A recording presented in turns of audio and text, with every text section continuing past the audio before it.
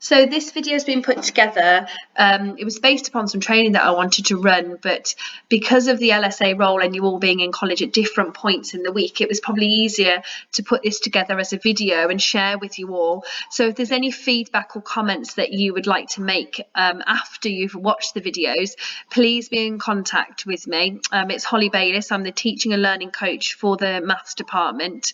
I'd value any feedback from this, and also as I explain and go through the tools, the toolkit and the handbook here that I've devised, it'll be great to get your feedback. And if there's anything else that you feel that needs adding into this, please get in contact with me, as this is something that I feel that could develop over time.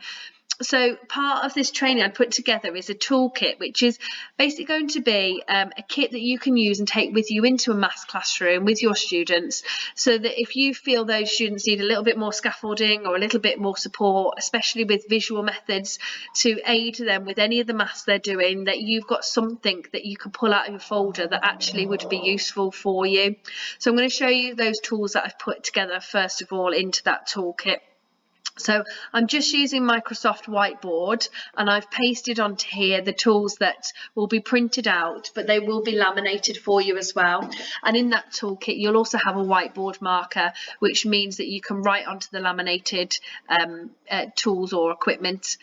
And then obviously you can wipe them clean as well, so they are reusable, and it means that you can then change things up on there. You can write certain numbers in, wipe them out, try another one with a student if that is needed. So in terms of the first thing I've put in there is a place value table. Now we teach this right at the beginning of the syllabus, either as a refresher for some of those students that are in a position where they've got a grade 3, or if there are students that have a below grade 3, we might be going right back to basics with them just to check their understanding of the basic skills of maths. We then obviously we have a sequential scheme of delivery, so these skills that we learn in the first few weeks then develop and we apply them to the techniques that we're using later on in the syllabus. So it might not be at the start of the year that you will use many of these resources, but now that we're getting into the point where we're developing those skills, it's all about the students recalling the skill. So if they're struggling to recall, then some of these tools will then be really helpful for those students in the classroom. So for example, with place value, if I as a teacher was going to write a number onto a board, or we're just working with numbers and figures that are on a worksheet and the student really doesn't understand the size of those numbers or how to read it, this works really nicely. So if I've got the number, let's have a look there, 2,550, I can place those numbers onto that for the student so that they can actually see the size of any of the figures in that value itself. Other things this is really nice for us if we're looking at decimal values. So if we're looking at something like 10.25, we can place that on there so that, again, they can see the place value of each of those numbers that we're talking about.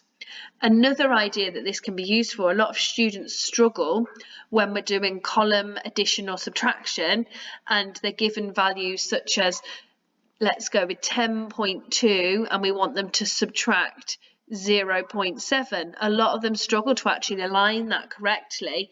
So what's quite nice, if I get rid of those numbers, is if I use this place value table and ask them, well, actually 10.2, what does that look like? And 0.7, where does that sit? And straight away they've aligned it up for themselves, so then they can carry out the calculation successfully. So there's other questions that might be posed to them. What is the value of the 0 in this? What is the value of the 2? And as long as they know these headings, they would be able to tell me the value of that figure within the number.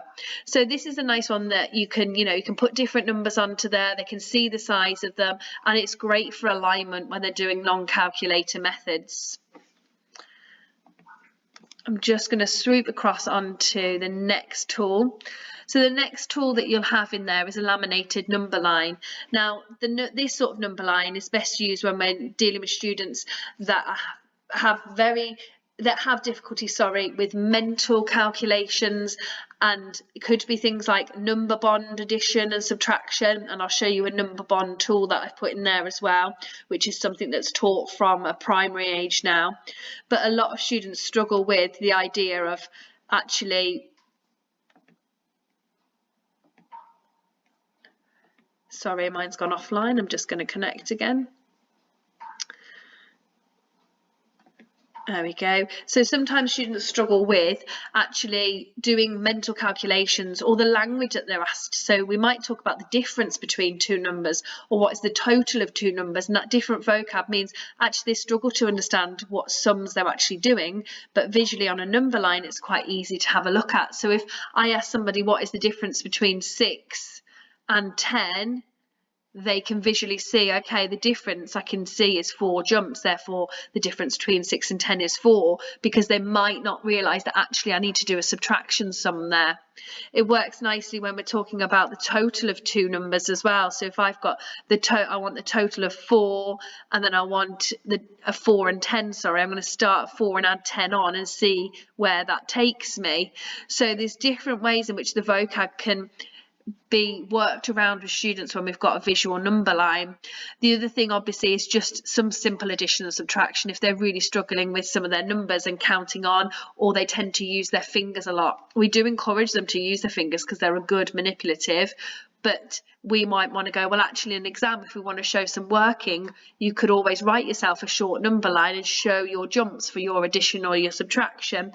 So if we're doing 4 and we're going to add on 10, you could physically show the jumps on your number line, and this is just showing the examiner your working method. It doesn't have to be always a mathematical method, it can be a visual one, so they can be encouraged to use a number line to show it as they're working as well. And so forth with subtraction as well, they might want to use this and do a subtraction calculation with that to hand, and again that could be allowed as working methods. Let me get to our next resource. So the next resource is a number line again, but it's a little bit more comprehensive. So it has got the negative values on it. A lot of students, they hold on to a rule that they hear at primary school, at secondary school, which is this: they're told by teachers that 2 negative values make a positive answer, and they hold on to that and don't realise there's actually exceptions to that rule. So it works nicely. We'll say to them, if we're doing some multiplication, so if I did -6 times -6, then yes, absolutely, the negative symbols would cancel each other out and we'd get a positive answer. Or if we're doing some division, then again, yes, absolutely, if this number here, sorry, is a negative number, so if I had -4, then yep, I can cancel those out and I'd get a positive answer. It also works if I'm doing this, so if I was going to do -4 minus -2, then we've got some double negatives alongside each other, so it turns into a positive. So 4 add 2 equals 6. What they don't realise is they try and apply this rule to this sort of sum. So if we've got -2 -6, a lot of students would tell me the answer to that is 8, because they get rid of their negative values.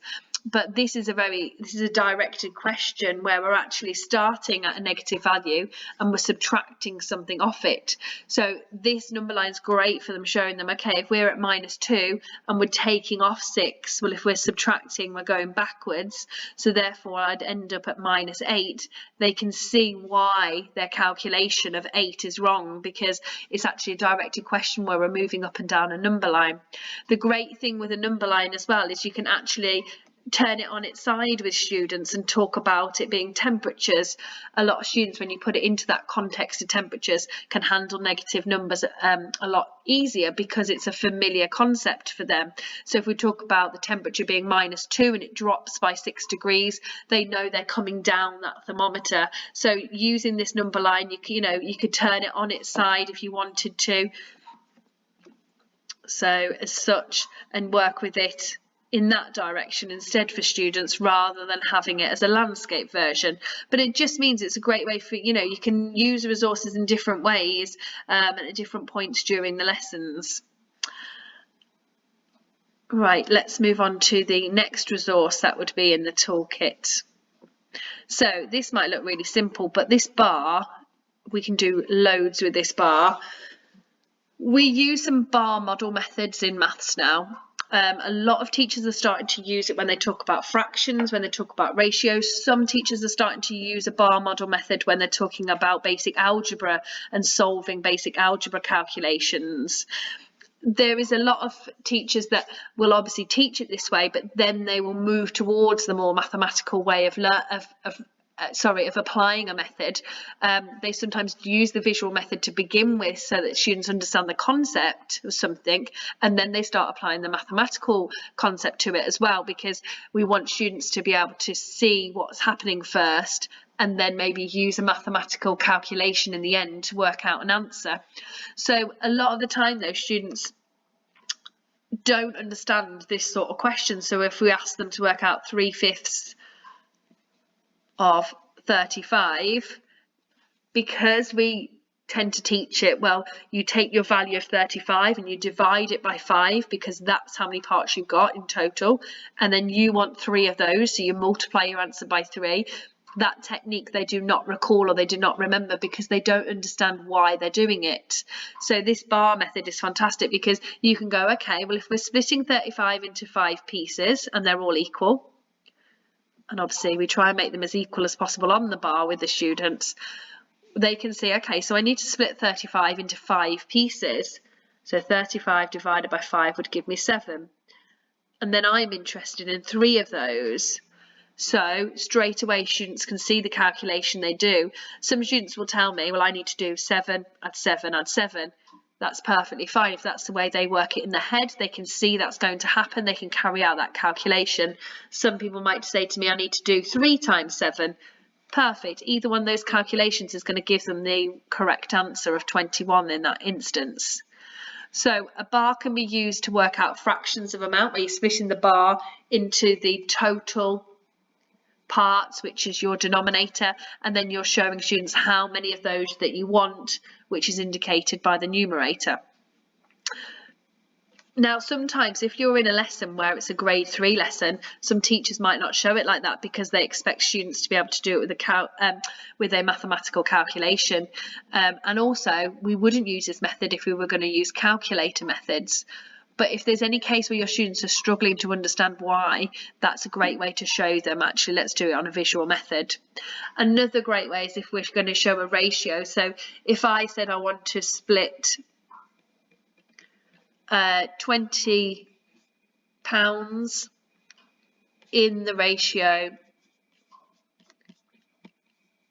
3:2, then this bar can also represent the total amount of parts in the ratio. So if I've got 5 parts altogether, again, I can split this bar into 5 parts, and it might not always be 5 parts, obviously. Just in these 2 examples it is. So if I've got 5 parts altogether, then I need to know how much are each of those parts worth before I start splitting it into 3 parts and 2 parts. So I'm going to do 20, I'm going to divide it by 5, which would give me 4. And now I can show, well, actually, I want to split it into 3 parts is there, and 2 parts in there. Excuse me. So therefore I can see, well, if I want 3 lots of 4, I'm going to get 12. And if I want 2 lots of 4, I'm going to get 8. So it's a nice way to show a visual representation of ratio as well. And again, more teachers are teaching it this way because it makes sense to students. They can see what's happening. The other way a ratio question may be worded, maybe like this. So it might be that we've got Jenny and David. Between them, they've got £50, and they're going to split it in the ratio 6:4. So my bar altogether, I've got 10 parts here. So I'm going to split my bar into 10 parts. I'm going to go down the middle first, and I'm going to try and split this into 10 equal parts.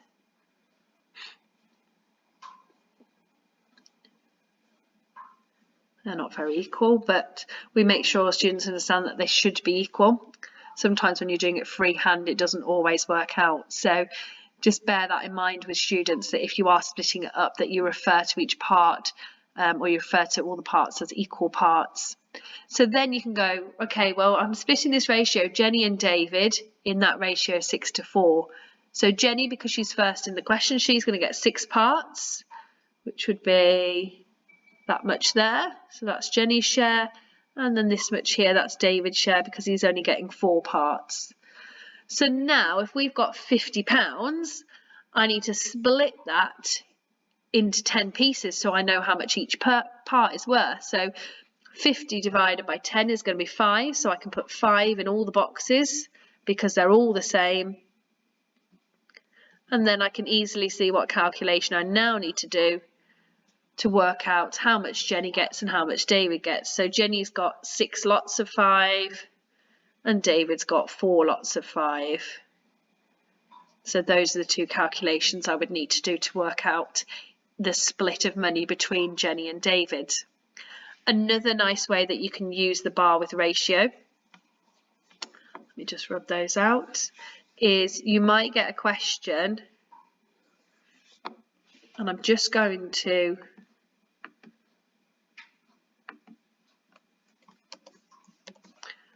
produce 2 bars for this.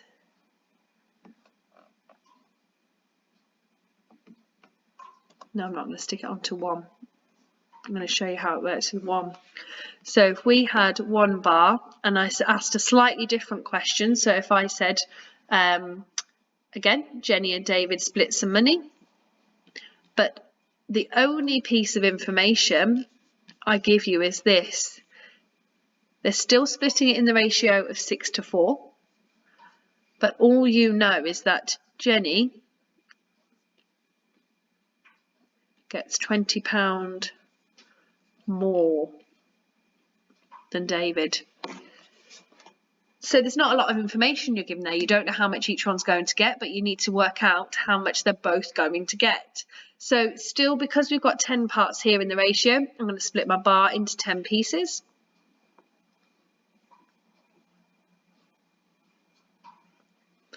And therefore, I know that Jenny's share, I'm going to highlight that on here, is this bit here. And David's share is this bit here. So Jenny gets 6 parts and David gets 4 parts. Now I know that Jenny gets £20 more. So if David gets 4 parts and I shade in 4 parts of Jenny's, then that £20 extra represents those 2 blocks there, because she gets 2 extra blocks compared to David if I was to represent it visually. So therefore I can work out, well, each of those blocks has to be worth 10, and then I can fill the rest in because they're all equal. So now I can work out here that each block is worth 10. So Jenny is going to get 6 times 10 and David's going to get 4 times 10. So it's a really nice way to show something visually on a ratio. And again, a lot of teachers will teach it this way, but a lot of students need some recall with this, or sometimes if it's being embedded into a different question, they can't remember their ratio methods. Showing them on a bar, just splitting things up into total amounts, really helps them develop that strategic thinking about what's actually happening in this question if I've got to break it down into parts. That could also be like percentages as well. If we're talking about finding 50% of something, well, that's half of something, so therefore how many parts are we splitting it into? So this morning I was talking to a group that were a grade 1 group, which they had in a maths, and we were talking about working out certain percentages, and someone said to me, I said, well, how do I work out 25%? And someone said, well, I halve it and then I halve each piece again. So then it's my question to them was, how many parts have you actually split it into? And they can see straight away, well, if I halved it and then halved each of those, I've got 4 parts. So in total, I've divided by 4. So the bar can be used just in so many ways, just to quickly check that a student understands division or breaking something down. So the other tools in here, we've got, this is a nice equivalences table. So a lot of the time when we're talking about converting between fractions, decimals and percentages, sometimes students need that little helping hand with processing what that looks like, because there are some common ones that they need to be able to recognise on a non-calculator paper. The common ones that they need to know are a tenth, a quarter, a half, 1/5.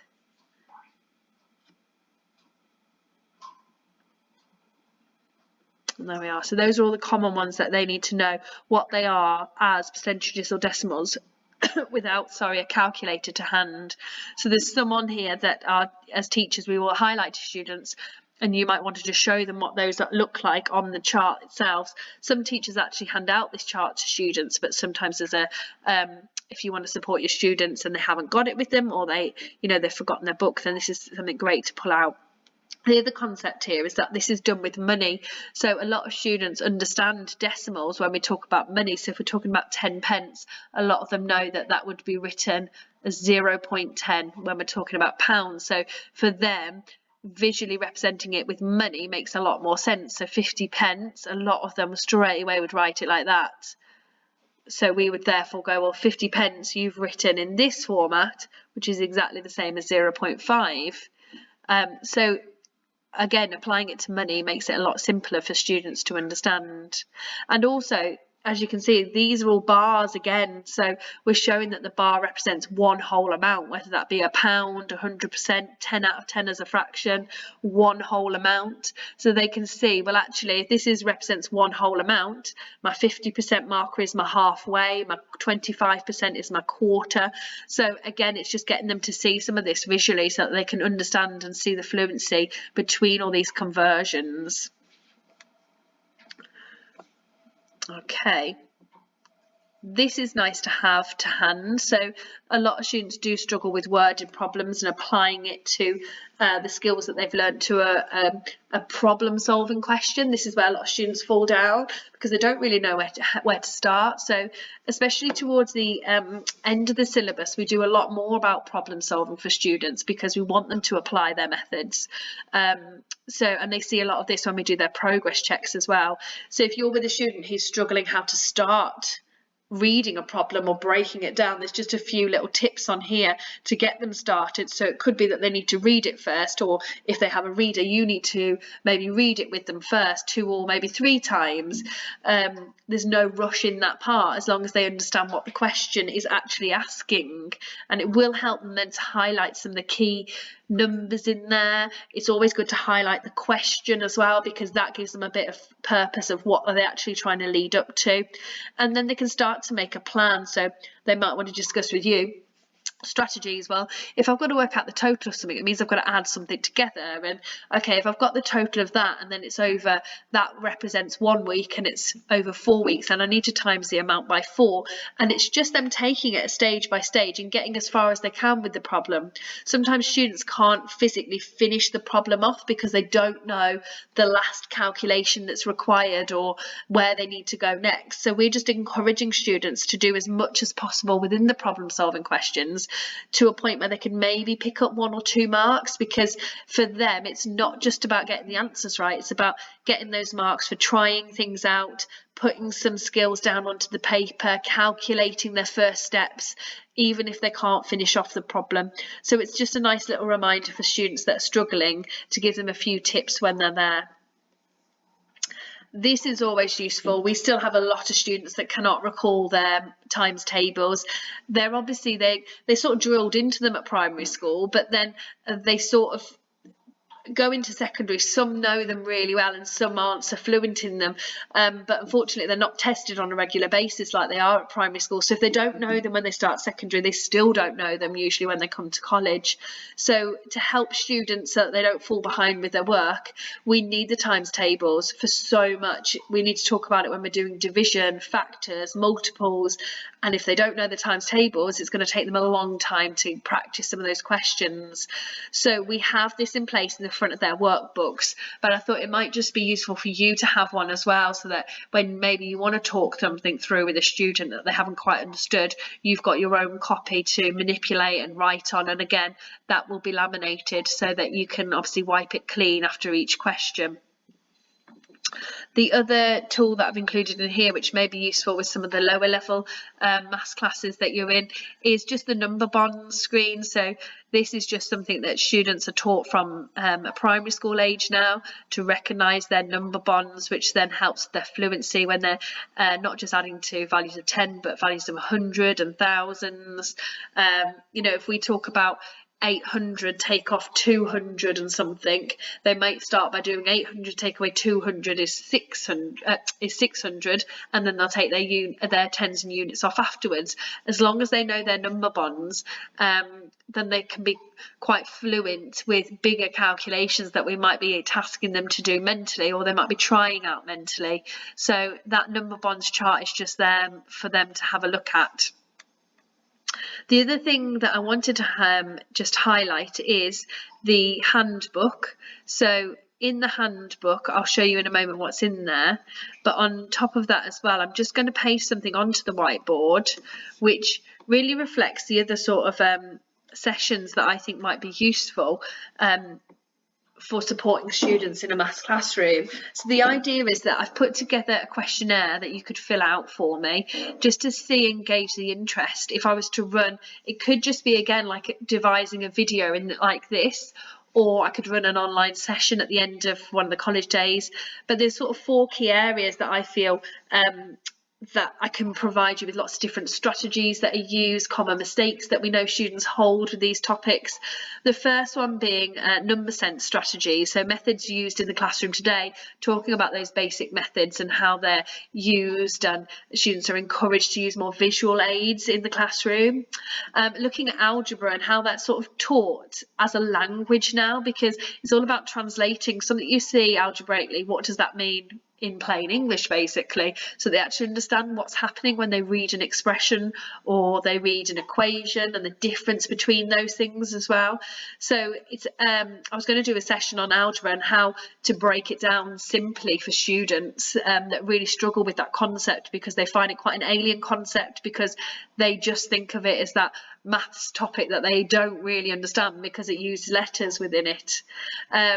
Geometry, there's lots of key basic knowledge that students need for geometry before they can even start trying out the tricky problem solving questions. And also with geometry, there's lots of techniques that we pull from algebra and number that they need to use with geometry. So just knowing those common techniques that they need in geometry and show it, and just exposing you to those. The other area that would be quite nice for me to do is a data handling one.